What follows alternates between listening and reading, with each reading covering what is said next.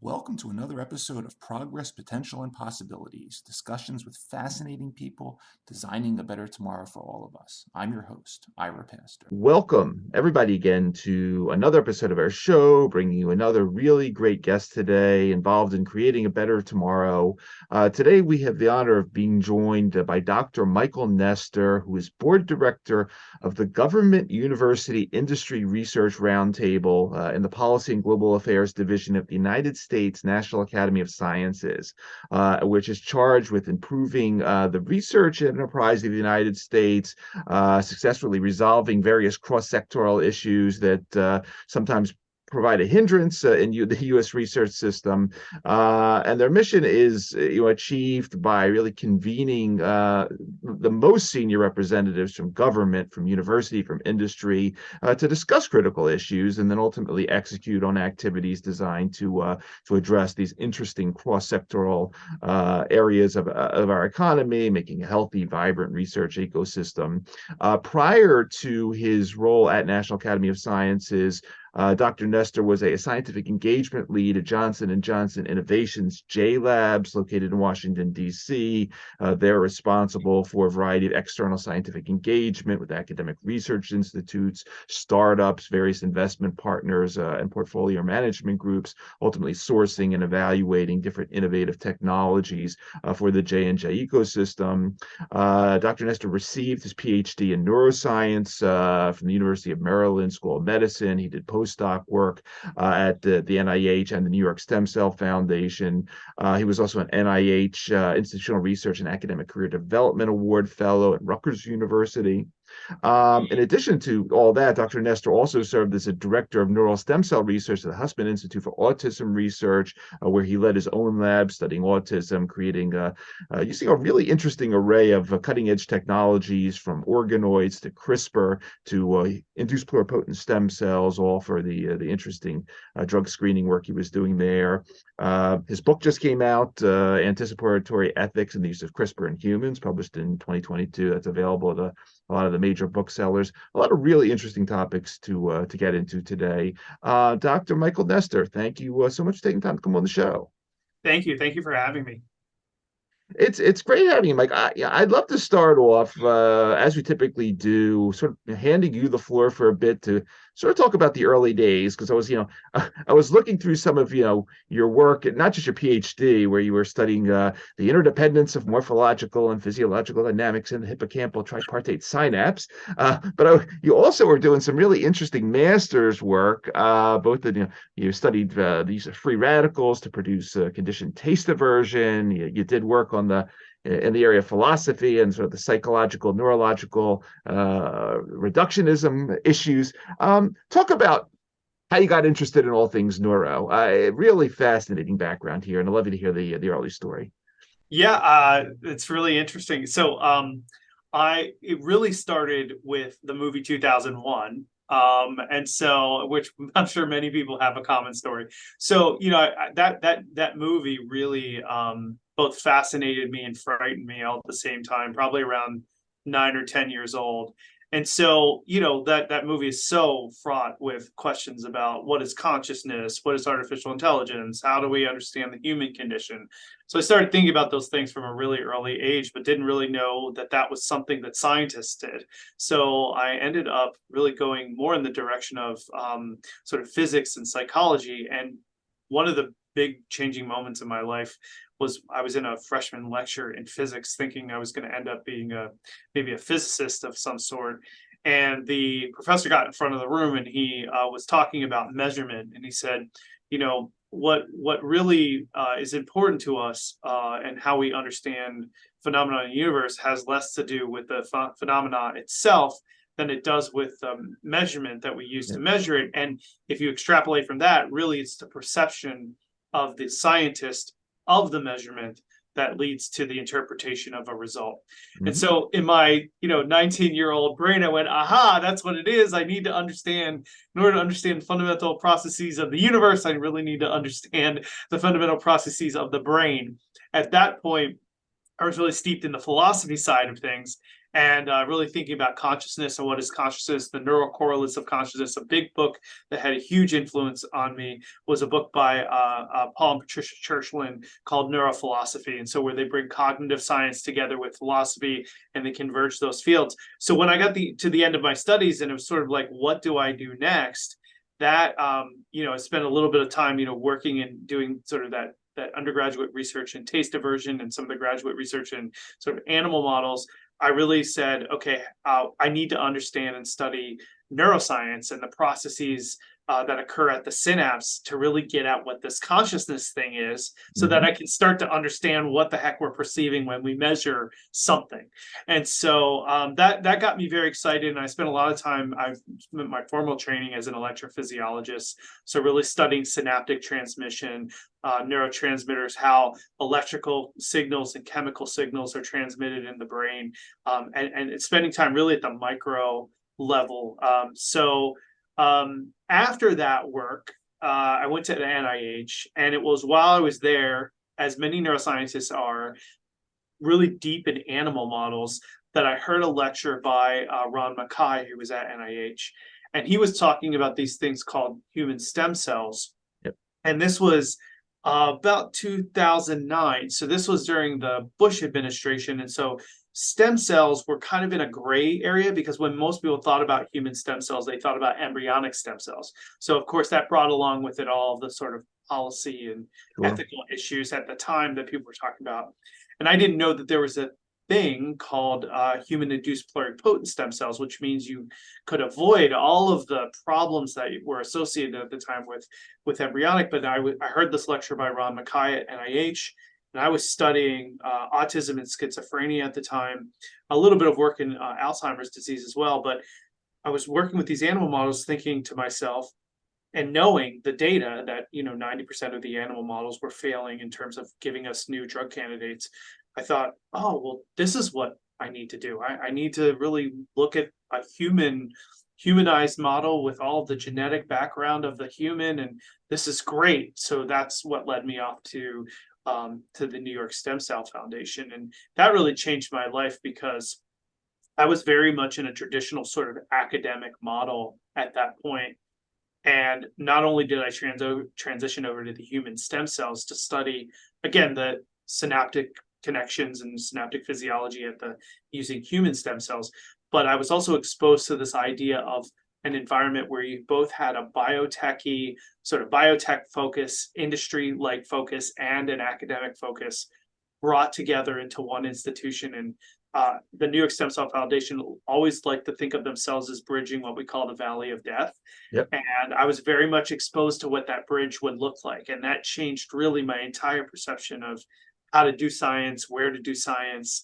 And I'm really thankful for that opportunity. And then at the same time, the other thing I identified at the time too was that, and this is probably about 2011, 2012, somewhere in there, at that time, and we think of human stem cells as kind of old hat now, but that was still a very emerging field. And as an electrophysiologist in that field, that was a real niche. And so there's a real need for folks to do what I was doing. So I was able to carve out my own space within the field, which is something that is exhilarating, difficult, frightening, all at the same time. And so that also sort of had a huge effect on me in terms of running my own lab and the things I did afterwards. I enjoyed I looked through a variety of your papers in the the literature, Michael, and I enjoyed them, and the titles like human-induced pluripotent stem cells and autism spectrum disorder, emerging technologies.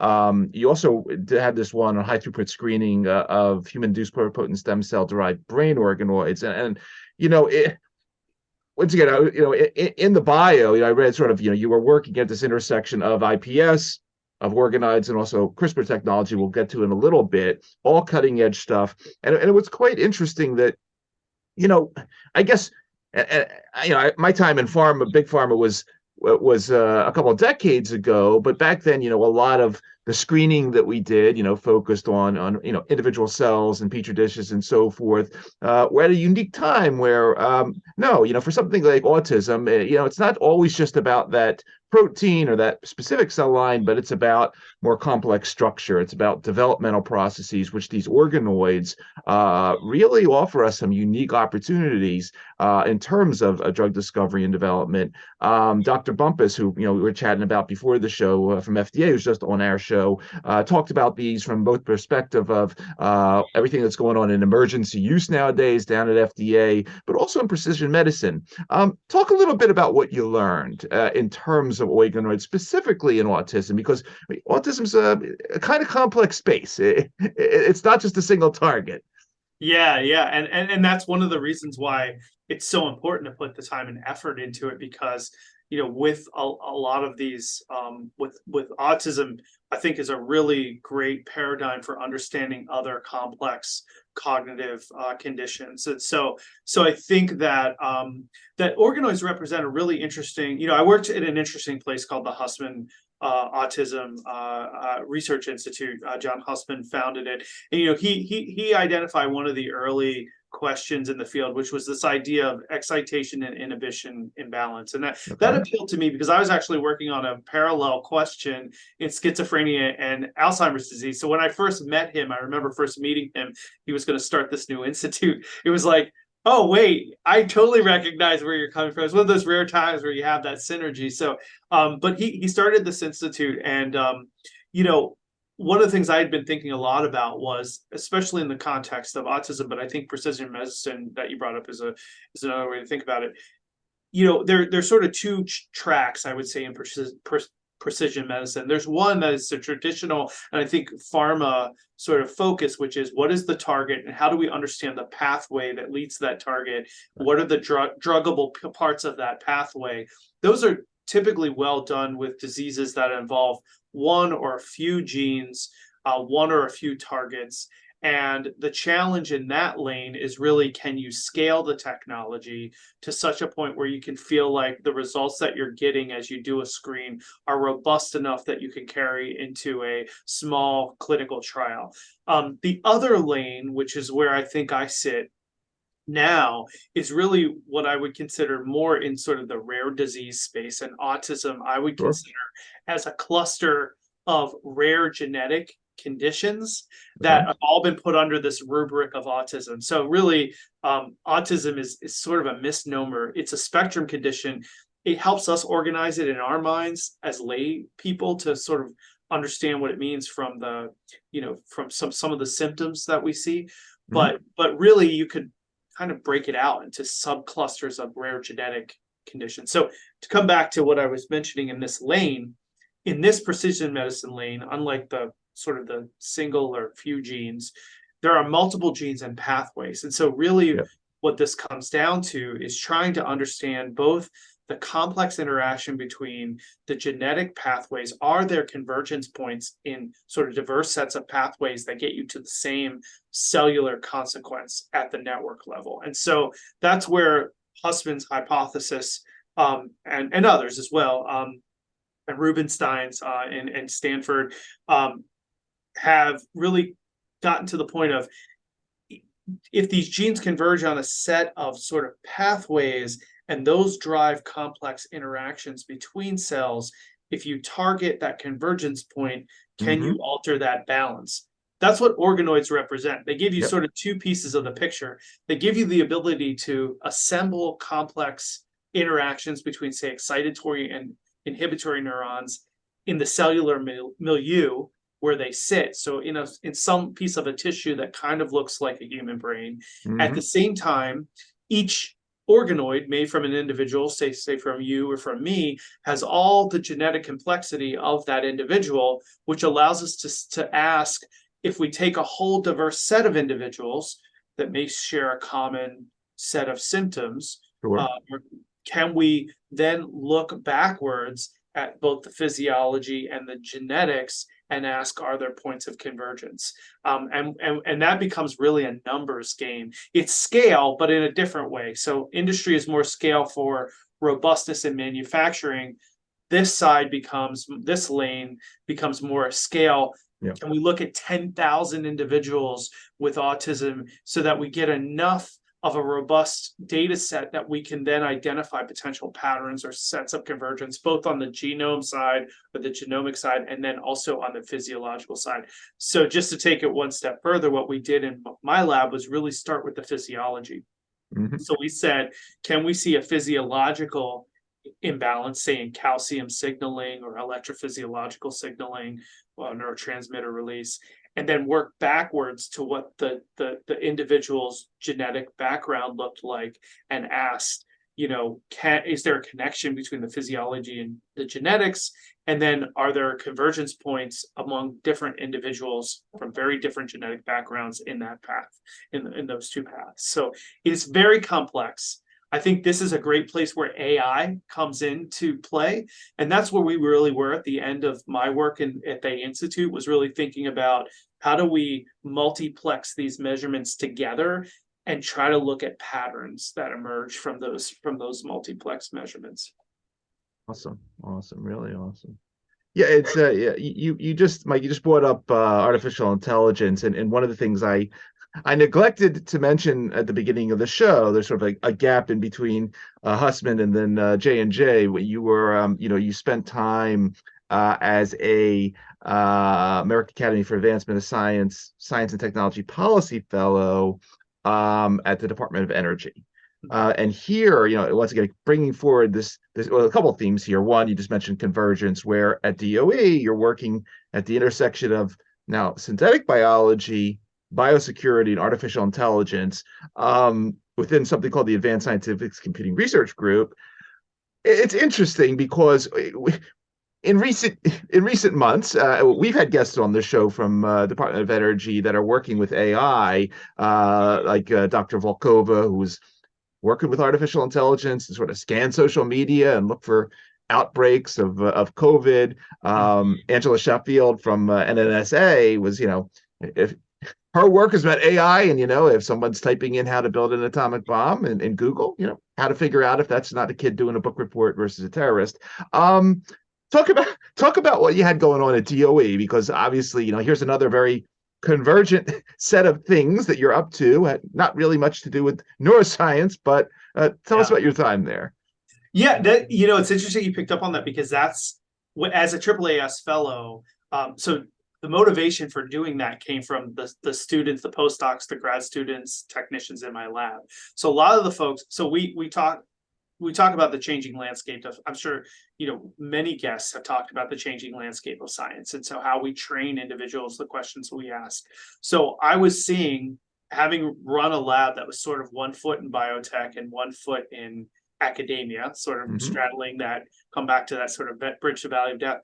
A lot of the individuals that were coming to my lab didn't want to go into academia. They wanted to gain training to go out and take either industry jobs or policy jobs. So I thought, can't really speak to this with authority. I can't help them unless I really understand it, which led me to go to the AAAS program.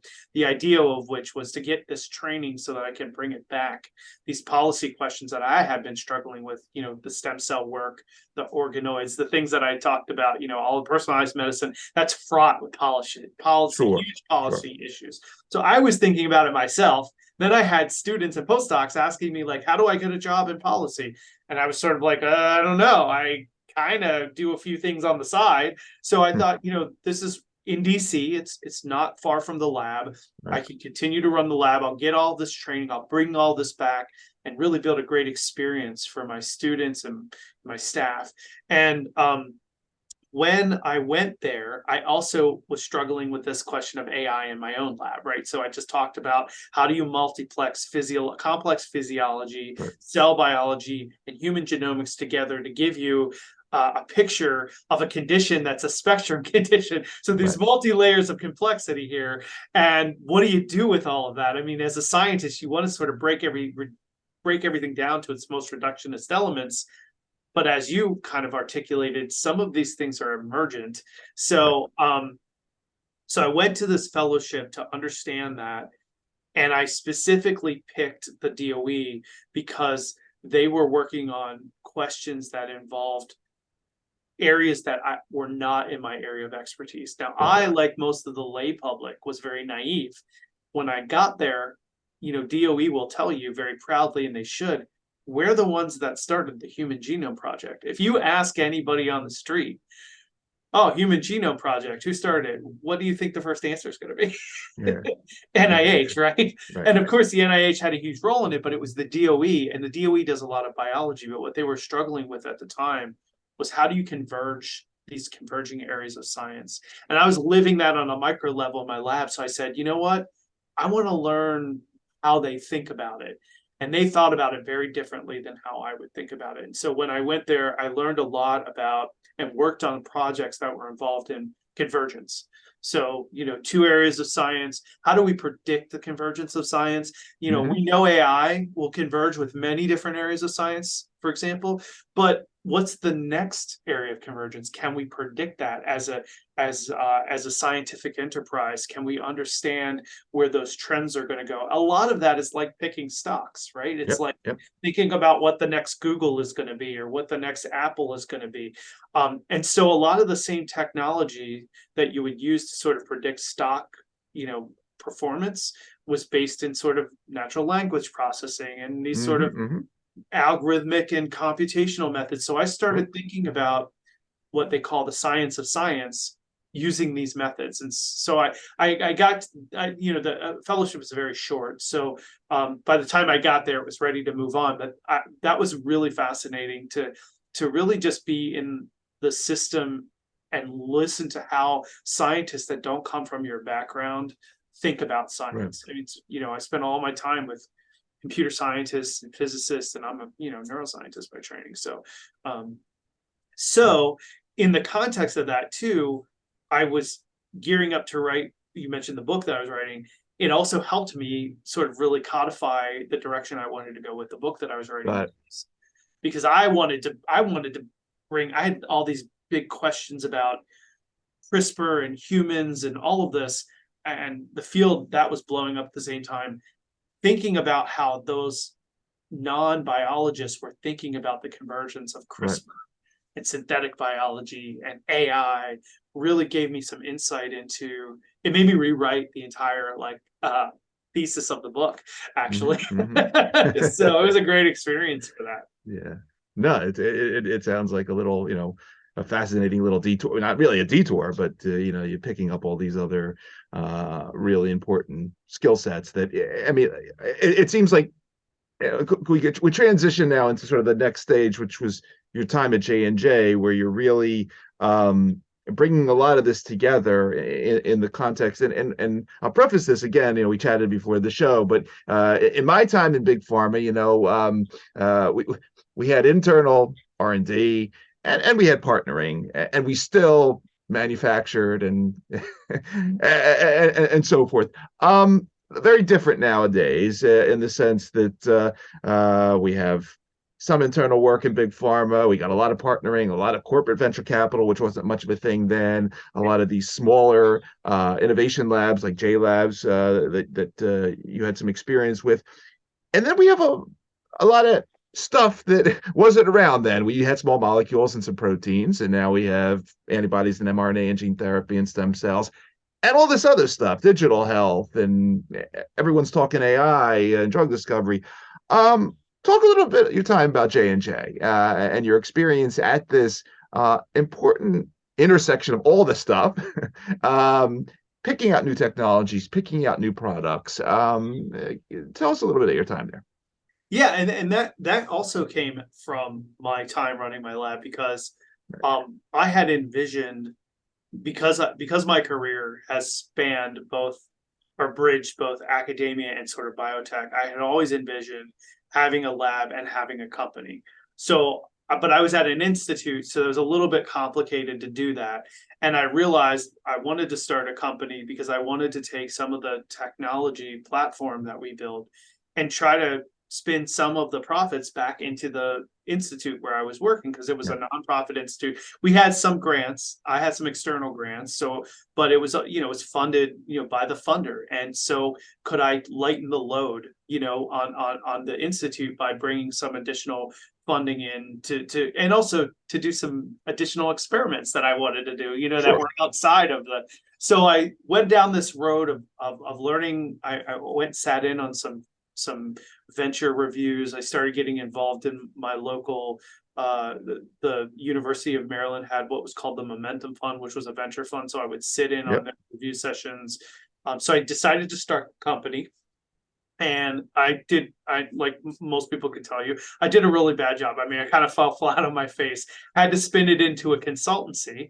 But in the course of understanding that, I realized that if I wanted to do this long term and I wanted to make a huge impact in the autism community, I was going to have to really understand the commercialization space. And so I spent a lot of time doing venture advisement in the consultancy, working in that space, helping to find new companies for to bring in. And so coming to JLABS really was my chance to dig into that space and work in that space very intentionally. And I also was really inspired by the JLABS model. So JLABS is a really unique piece of sort of the pharma landscape, the big pharma landscape, in that the JLABS model. And again, I was thinking as a founder and also a scientist, when I heard for the first time that I was learning about it, that they don't take any equity stake in the company.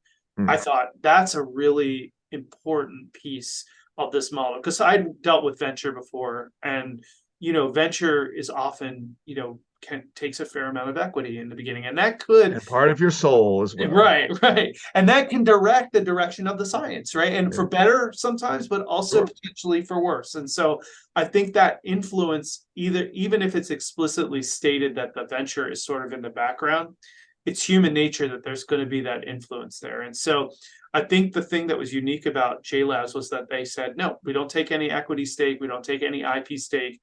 We bring you in and we give you mentors. And that was a big thing for me that I felt that I was missing. And one of the reasons I sort of fell flat on my face was I had some mentorship, but not the mentorship that I fully needed to be successful.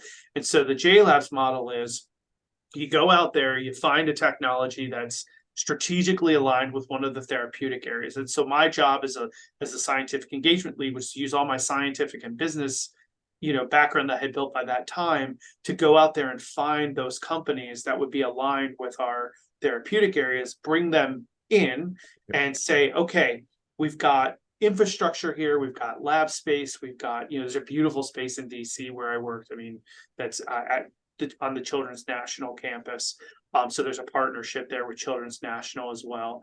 Bring you in, we're going to give you this mentorship, we're going to give you this this insight into how big pharma does things, so that you understand questions on, we talked earlier about scale, about speed, about how many, what type of clinical trial is appropriate, what does my regulatory pathway look like. A lot of people get stuck in that early regulatory piece where they have a nice piece of technology but they don't know how to get forward on the regulatory pathway. So how do we wrap all of that around you? And then as you build that relationship with J&J, if things are working out really well, it works out great for both parties, because it de-risks the acquisition in some sense for J&J. And at the same time, the company doesn't feel like they're being sort of directed because there's no equity or IP stake, and they have a supportive environment to prove themselves within a certain period of time, so that by the end of that relationship, either there's going to be a really robust partnership that comes out of it, or there's not. And if there's not, the company's not left out in the cold. They have a pathway. So I thought that was an amazing model. I was really inspired by it. I wanted to learn how to really do it ground up. And so I worked with, my former boss, Sally Elaine, amazing leader, great person, really helped me tie up some of the loose ends on the business side that I didn't really understand. And I got some really deep insights into how to do sort of the strategic business early innovation piece that I was missing. And now that I'm going to be starting another company, which I am, Awesome. I'm thankful for all of that experience, and I love doing it. I mean, my passion, just like training, postdocs, grad students, is to really sit with founders and say, okay, how can we work through your deck? How do we shape it? What do you need to put in here to be successful? And so I love doing that. That's, I would do that for free if I could, which is kind of sad to say, but it's true. It's true. I enjoy really helping people, but I really enjoy helping them bring their vision to life in a more realistic way for them that will kind of create a runway for additional success. A lot of these folks already have had a lot of success, so they don't need much, but if I can help around the margins, that's really what's exciting. So that experience was, I miss it for sure. I love J&J, the culture of J&J. It's a great company. But it directly led to me being where I'm at now. So I'm thankful to have had it for sure. Yeah. Let's talk about what you're up to now, because this clearly seems like a dream opportunity. Just going through the list of folks at this roundtable, some which I've had the honor of interviewing: Victor Zale, President of National Academy of Medicine; Namandjé Bumpus, Chief Scientist, FDA. You have acting directors and administrators from NIH, from EPA, from NASA. A long list here. And I went through some of the sort of the workshops and stuff that is going on. Some focused on intellectual property, on tech transfer dynamics, on human capital that we need to support U.S. innovation. This, obviously one that stood out based on what we're chatting about now is entitled "Enhancing U.S. Science and Innovation with Novel Cross-Sector Partnerships." Talk a little bit about what you're up to, and some, because clearly this is all about big ideas, moonshots. This isn't little projects anymore. And I'd love to hear about just the general, what you guys talk about. Yeah. What a typical day is like when you get the round table together. Yeah, and it's a perfect fit, and I thank you for asking me. Sorry, I don't mean to interrupt, but for everyone listening and watching, there is a great 6 hours or so. I didn't watch the whole thing, but of the recent meeting from, I think, a month ago. I think the IP, I forget, but yeah. So everyone could go take a look at sort of some of that you chat about. But please, Mike, go ahead.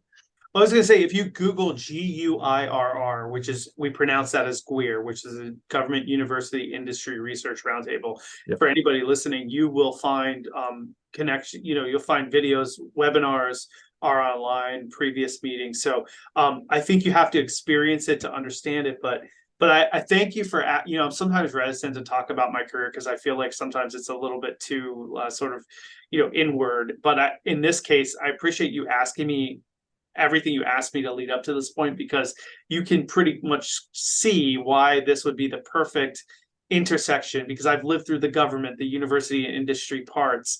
And in each one of those experiences, I saw pieces of the US research enterprise that were great, but I also saw challenges. And so, and I'm very much about, where we sit as a nation. Competitiveness is really a strong piece of that. And particularly in the context of international science, science is becoming increasingly international, and our standing in the scientific community internationally has the potential to slip. There are many reasons for that, and I could spend time on my own personal views on that, and we can talk about that in a minute or two. But that led me to GUIRR, to the Government University Industry Research Roundtable, because the mission is exactly what you said. It's really, and it's kind of, it appeals to my personality. It's, let's get the leaders in the room. Let's create a safe space to have really frank conversations, and let's ask the really hard and big questions about what we need to do to move the entire U.S. research and development enterprise forward? And what do we need to do to stay competitive? Where are the bottlenecks, and how do we solve those problems? So we work on, to answer your question, which is a great one, what do you do when you get in the same room together?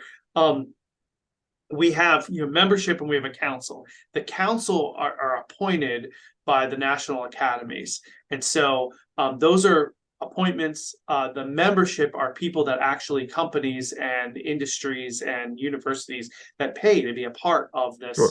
About this roundtable. That's what keeps the operational budget. But the reason why that's such a great model is that it also in some ways keeps us independent. So we're not reliant on certain funding streams, although we do have grants, and those are important.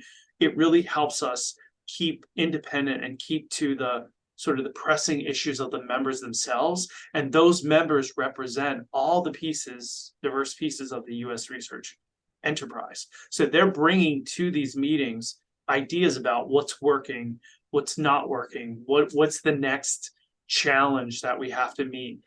More importantly than all of that is the idea that it's government, university, industry, research, meaning it's the intersection of these. Yeah. So this comes back to the convergence. So there's a convergence of science itself, but I think, and you know this from your conversations with folks on this podcast, there's also convergence of institutions. These problems are becoming so complex and so big that it can't be just government and university, or government and industry, or industry and university. It is requiring the convergence of the talents of all of these institutions together. So what we build within GUIRR is this safe space to create these connections, these networks of people that talk to each other that normally wouldn't. So, sitting in, and again, coming back to your experience in industry, the culture of industry is very different than the culture of the university. And yes, they do work together on projects, but do they really share sort of visions? It's hard to get them to share visions. So how do you do that? You get the industry person in the same room with the university vice president and the industry president. You say, okay, guys, we've got to solve this bit. How do we commercialize space? Go, and so that's really what it's like. It's exhilarating because we are tackling these big questions. It's challenging, especially for someone like myself, who's very sort of practical and process oriented. The challenge with it is not only to have the conversation, but then how do you drive a policy change or some sort of concrete process out of that conversation that is going to make an impact at the sort of level of the U.S. research enterprise. That's easier said than done, right? Because and so one of the things that we have to try to figure out, and that we're working on now, is how do we increase our impact? What does it mean to measure impact? How do we get, once those two folks, I will use that example, my industry and my university people, once they have their conversation, what happens next? Do they just go back to their institutions and implement change independently? Do they work together to implement that change? The other part that we're really talking about too a lot is, if we're truly representing the true breadth of the U.S. research enterprise, do we have all the right people at the table? So of course we've got all the chief scientists, and we've got the VPs and the presidents of research and development, and we've got the corporate directors, but we're missing early stage innovators. We're missing folks that come from underrepresented backgrounds. We're missing MSIs. We're missing community colleges. We're missing K through 12. The U.S. research and innovation enterprise is massively complex, much like studying autism, right? There's multiple layers to this. So how do you create an environment where, if your goal is to have this true mix of people that are going to give you this real understanding about how to move the ball forward, how do you get a real balance of stakeholders that represent the true breadth into that conversation? And so that's one of the things that I'm currently working on and working through and trying to figure out. And so that's really what we tackle. And we go, and it's in the other fun part of it too is that even though I of course love neuroscience, we go across the entire research spectrum. So sometimes I'm working on green energy. sometimes I'm working on infrastructure and everything in between, AI, quantum computing, 5G. So it's really interesting. And I it's hard for me sometimes to not walk away from those meetings going, man, I want to start like 5 other companies because there's all these great ideas, So so it's a really interesting thing to do. The other thing I will say too about it that I think is important is that we also not only externally reach, but we also help to inform the academies. So as you know, the national academies, the way they typically work historically is that the Congress has a scientific question of interest. They send maybe some of that work to the academies that commissions a study on that. They'll create what they call a consensus report, and then they'll send that back, say, to the Congress that will then use potentially as consensus report to create policy. In GUIRR, we're a roundtable, so we don't create consensus reports. We don't create any reports. We just recommend ideas. And so the other part of the job that's interesting is then now you have a great idea and you have stakeholders. How do you get that idea into the organization to somebody who will champion enough to want to take action on it? So that's a whole nother piece of it. Absolutely. Yeah, no, it's just listening to it and thinking about again, some of the themes you're just saying, about the space economy and just some of the overlap that I've seen just doing this show in terms of, we want a space economy. We don't just have to get whatever the hotels and everything up there, but we got to study radiation resistance. We have to study, whatever cardiovascular dynamic, and these technologies ultimately, they have reverse benefit into the private sector, into the military. So I love sort of where you're going with all this. It must be again, it just me. Really fascinating hearing the discussion and the debate and so forth. So really, really neat stuff, Mike. And then there's a second half to what you're saying too. There's a competitiveness piece as well, right? Exactly, So exactly. we put it in that context. So I'll give you a great example. This is a personal belief of mine. I think every postdoc or grad student in this country should start a company. Okay. And then, because I believe that diversity of companies, people, ideas, that's our secret sauce to staying competitive. And with some of our major competitors, who they are. They start with a letter R and start with a letter C. So those are our major competitors. What do we have that's special? Well, I think what we have is special are the people. But here's the challenge, and I just give you one thing that I lose sleep over, and this is something that we think about. We would discuss in GUIRR, but we haven't discussed this specific thing. Okay, so make yourself a postdoc right now. Imagine you're a postdoc. Okay, you're Jane. You live in the inner city. You spend a lot of time on your education. You're getting paid a postdoc salary. So let's say that maybe you're around $35,000-$40,000 a year. So your rent, your car, your food, and your work, is taking up probably 90-95% of your salary. So now you're getting this training, and then you've decided, I really want to start this company because I really do believe what Michael Nestor is saying. I want to start the company. I'm buying the Kool-Aid. Okay. And I'm hearing from my university, because I listen to all these lectures all the time from my professional development people at the university. They're saying you should start a company because it'll give you good training for, going into industry and all these transferable skills. Okay, I'm ready to do it. Well, if I start a company, it's going to cost me about $1,000 or so probably to incorporate. I'm going to have the IP. Okay. All right. Maybe I got let's say I'm lucky. Jane is lucky and she has maybe like $600 in the bank. Okay, I can get there. I can call my parents. Maybe I can get an extra $100, or I can call a friend, whatever. Okay. I'm mostly there to 1,000. Okay, so now I got the company going and I'm trying to create something, but I've got to work my 40 to 50 hour week in the lab, and then I got to do this work. And I need to spend a little extra money because I need gas to go to a conference so I can talk about the company, or I need a plane ride. At the end of all of this, you're asking Jane to make a financial investment and take all of the risk up front at a time where she's most vulnerable in her career, and making the decisions to do stuff to start this company are going to potentially subtract from her current path in terms of her career.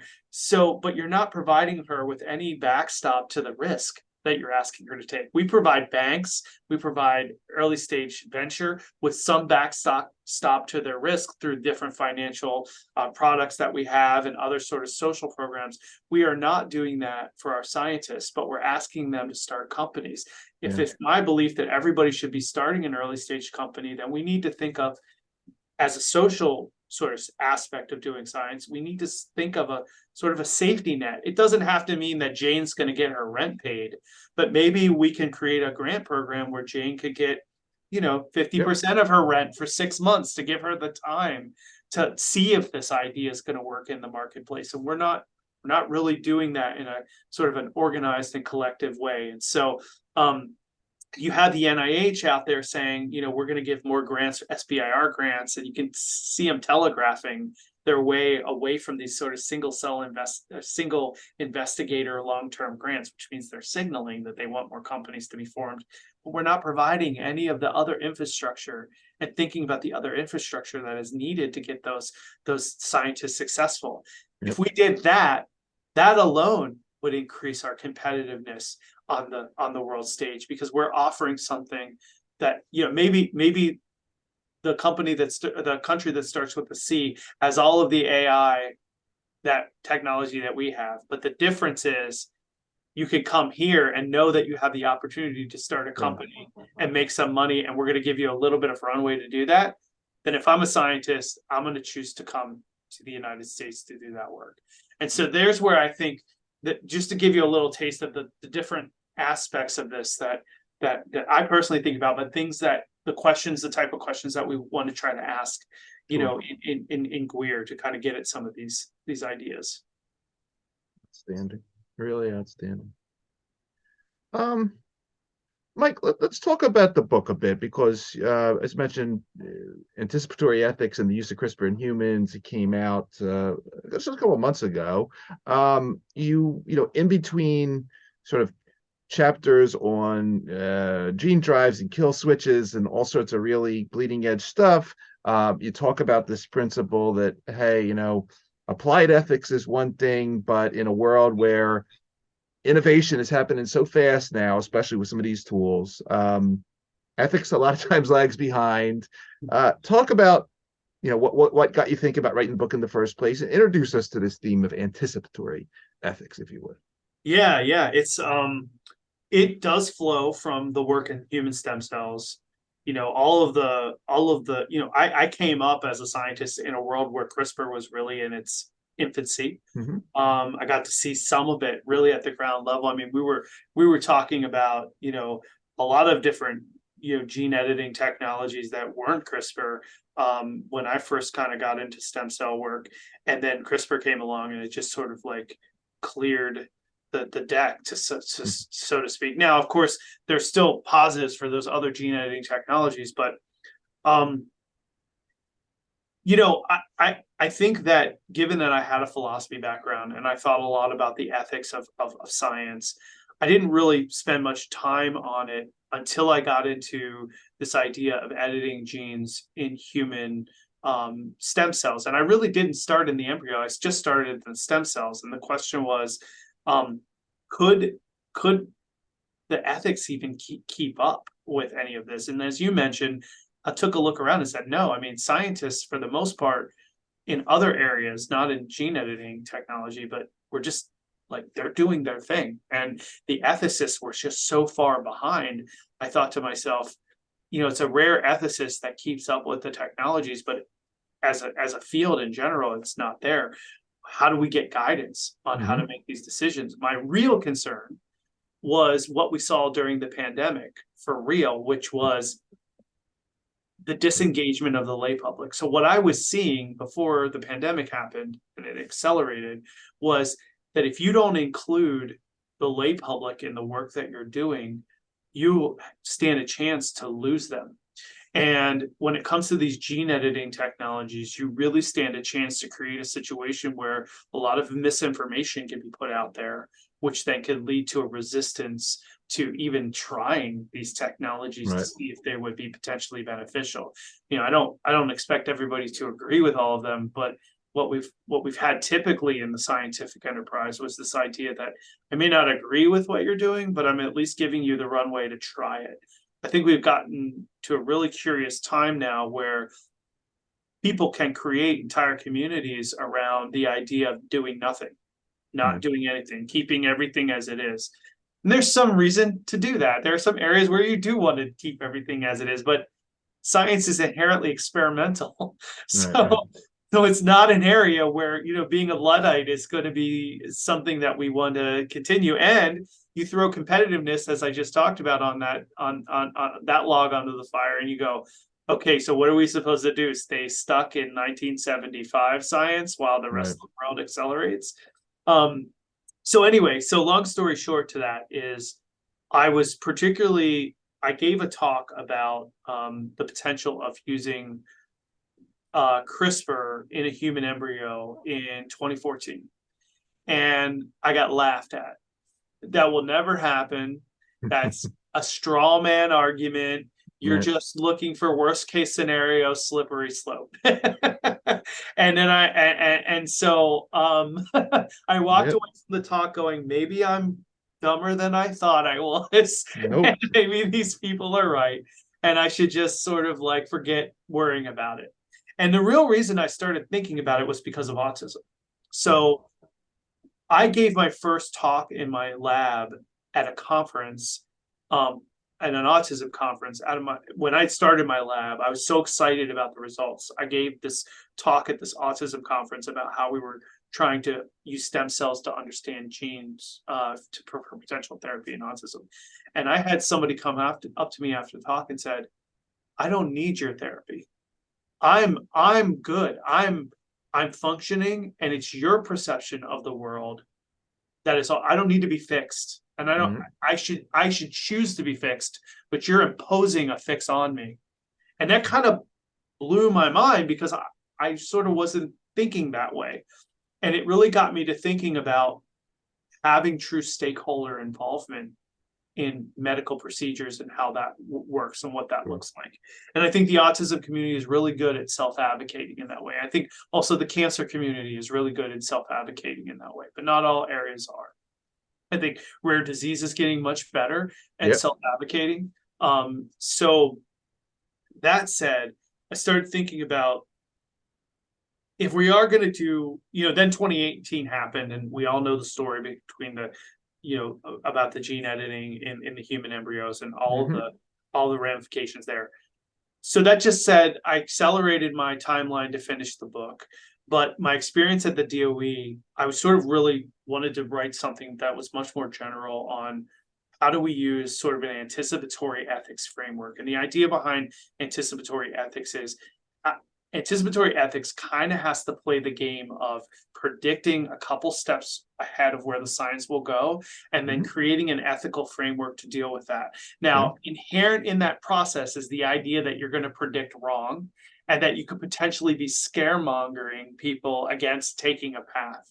But my sort of approach is you have to err on the side of prediction, because playing catch up on the ethical side is much more difficult. So even if you're wrong, the predictions that you make can still lead to frameworks that can help you with any new emerging technology, even if it's not the exact one. So like to make that more specific, if I'm predicting that AI is going to take the step to the point where we're going to be able to implant a chip into our brain and have sort of an AI voice in our brain that tells us, to do things or not to do things, just to take it way out there. That might be totally science fiction. And I've created this whole ethical framework around science fiction. But we may get to a point where we use prosthesis and AI to help us run the prosthesis. So some pieces of that framework could be applied to that. Right.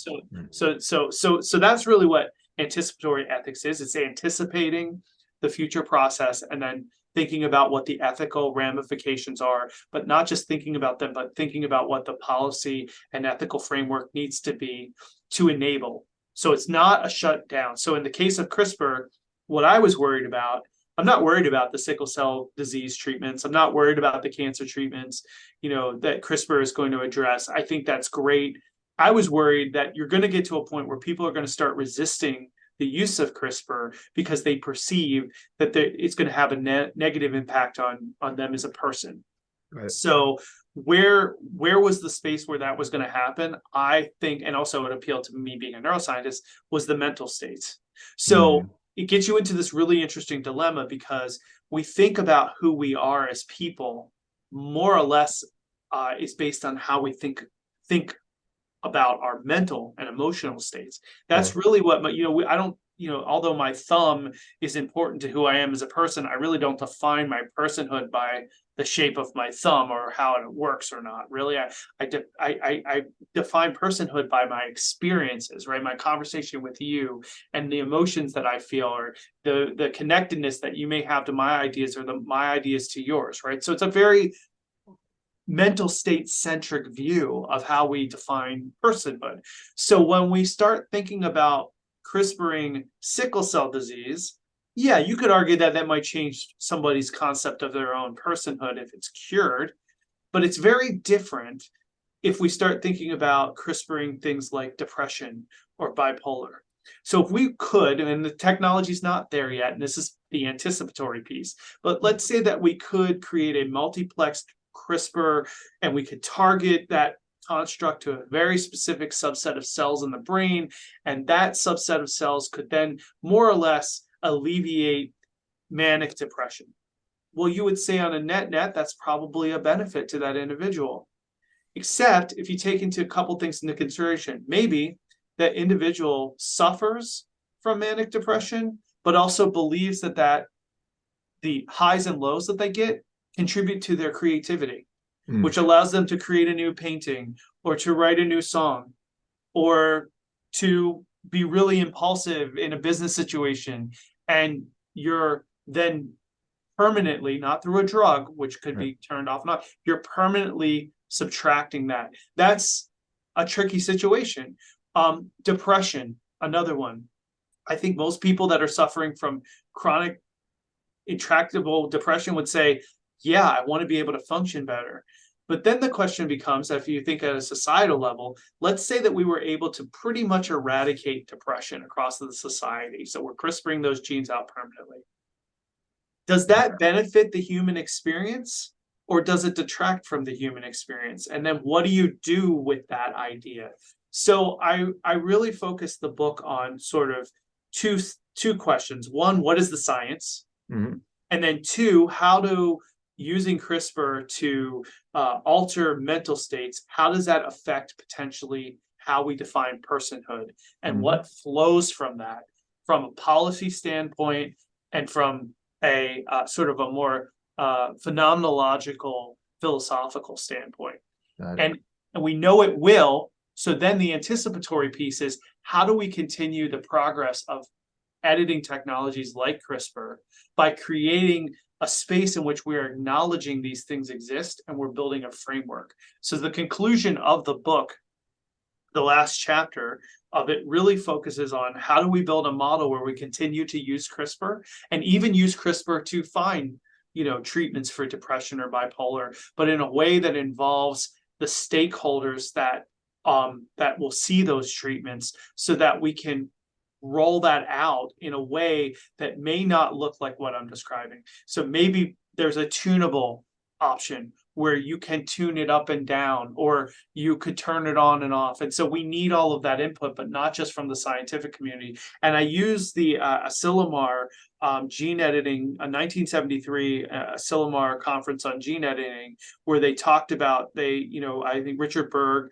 was involved in this. And this was the idea of, what do we do with these gene editing technologies? Do we have a moratorium? And they did declare a moratorium on some of the gene editing technologies, but the gene editing continued during the moratorium. So this idea that, the National Academies just had their meeting on this, there have been a number of international bodies, the idea that we're going to declare a moratorium on CRISPR in humans and human embryos, I think is a very difficult sort of policy prescription. So the question is, well, how do we build a system that allows for that to exist? So it's like, it's sort of that old phrase, you can't what is it? You can't beat them, but you can only hope to contain them. You know, that's sort of the idea.